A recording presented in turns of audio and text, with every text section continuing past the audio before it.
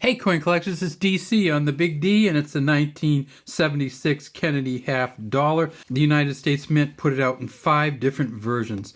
They put it out in this version here, which is the Philadelphia Mint version, regular circulating coin with no mint mark. They put it out here in the Denver Mint version, and you can see the D down there for the Denver Mint, regular circulating coin.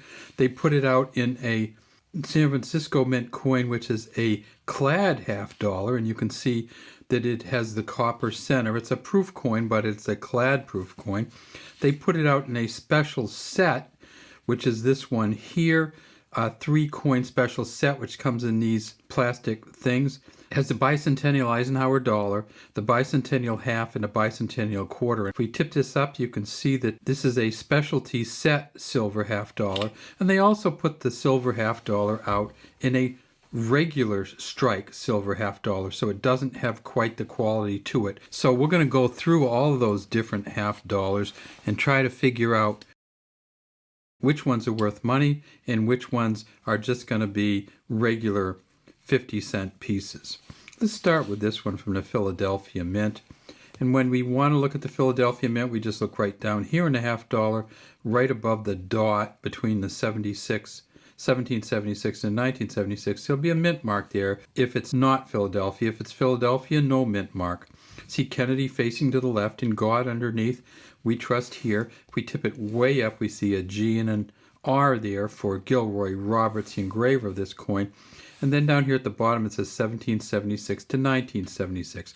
Regular circulating coins from Philadelphia are going to be the clad coins with the copper nickel covering over it, and then the 100% copper center.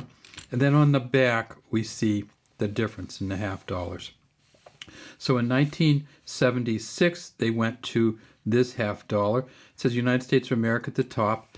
This is a really kind of a funny thing. It has a spire that goes up, and then has a dot way up above the spire. Can you see how that kind of goes in there? So it goes all the way up, and then there's a dot up there. This is Independence Hall. It says Independence Hall underneath it. E pluribus unum here. 200 years of freedom over here. And then down here you see 2, 4, 6, 8, 10, 12, 13 stars for the original 13 states. So this is the only half dollar that doesn't have the 50 stars on the back. It says half dollar at the bottom. At Philadelphia in 1976, they made 234.3 million half dollars. The auction record for a Philadelphia half is $3,105, but since then they found a Mint State 67 plus at PCGS, and they value that at $6,000. At the Denver Mint, we see this one here with a D in it. We also see what happens frequently with these half dollars. They get punched so hard with the mint mark that it makes a dent in there. So see how that's kind of a dented D on there? Kind of goes right into the coin. The Denver Mint, they made $287.5 million.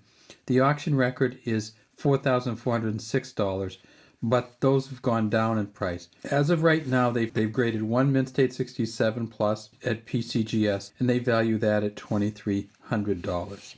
This is a clad San Francisco Mint coin, and you can see it's in incredibly good shape, deep cameo. And the clad San Francisco Mint coins can be very expensive if you get the right one.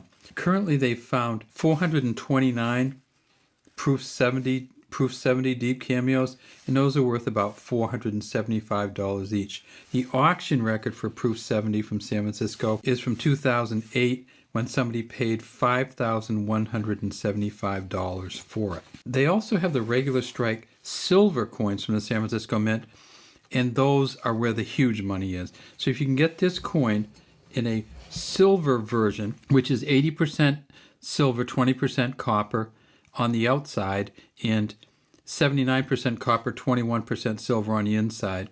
They made 4 million of those at the San Francisco Mint, and a proof 70 goes for about $300, but they also made them, as we said, in the 3-coin set. The highest they've found in a 3-coin set is a proof 69, and a proof 69 from the San Francisco Mint of the silver coin sold for almost $10,000 at Heritage Auctions. PCGS currently values the proof 69 at $20,000 for the silver proof 69, and they found 5 of them. There is one specialty error $50 to look for out there from 1976, and that is this one. It is a proof coin $50 with a double die reverse on it. So this is the obverse of or front of the coin. This is the reverse or the back of the coin. So a double die reverse means that it's going to have some doubling, usually on the letters on the reverse. So let's take a look at this one, and I'll show you where the doubling is on this one.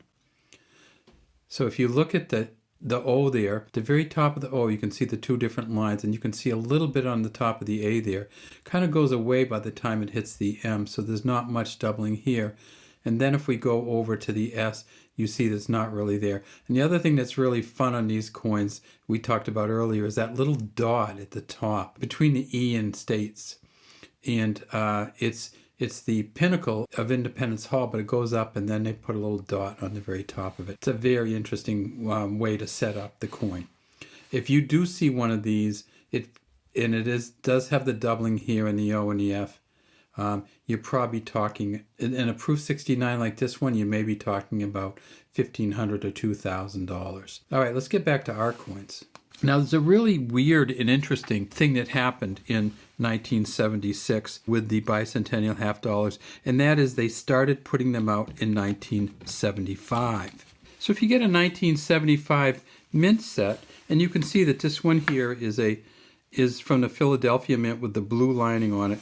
The mint set, 1975 penny, 1975 dime, 1975 nickel, and then it has a bicentennial half in the same mint set, which is just the weirdest thing. So a 1975 U.S. mint set is going to have a bicentennial half, a bicentennial Ike dollar, and a bicentennial quarter in the 1975 mint set. And then the next year when they put out the 1976 mint set, which is this one right here, we see it says 1976 on it.